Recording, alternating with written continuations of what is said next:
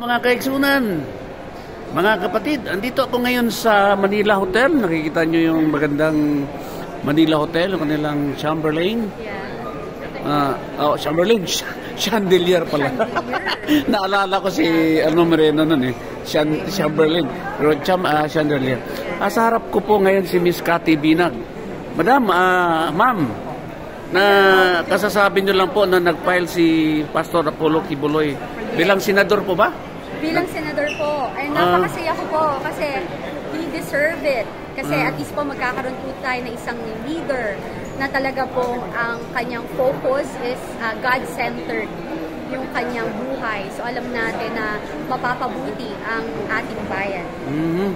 Kaya tanong ako sa inyo, ma'am, hindi naman kasi matagal itong vlog ko sa inyo. Opo. Sa tingin niyo po ba, mas marami ba ang makakalusot na mga BBM candidates o Duterte or sa kabilang candidates? Ako, naniniwala ako na mas maraming mananalo ng mga bagong mukha rather than mga luma. So wala na yung mga buhaya sa Congress, no? Wala na po yun. Well, you know, yung Diyos, marunong siya kung paano niya tatanggalin lahat. Pinagbibigyan lang po niya lahat yan para makita ho ng sambayan ng Pilipino ang katotohanan. Pero sa uli, nakikita naman natin yung mga pangyayari. So, eto na ho yung panahon para sa ating lahat na bigyan natin ng pagkakataon na bumoto tayo para sa mga tamang politiko at saka sa mga, alam mo yung diretso ang gustong tahakin para sa ating bayan.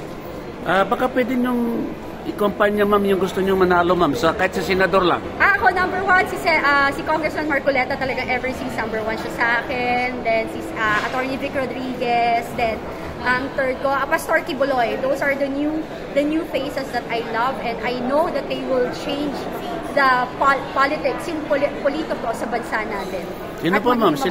Sila Bongo, sila... Ay, nandyan na po yan. Automatic yun. Nandyan na po, automatic yun. Pero ako po, I go for the new ones kasi. Para may bagong paraan, may bagong approach, at saka especially them kasi alam mo yung matagal na rin po sila mga leaders sa kanilang alam mo yun, pwesto from nakaraan, like si Congressman Marcoleta was there in Congress for how many decades already.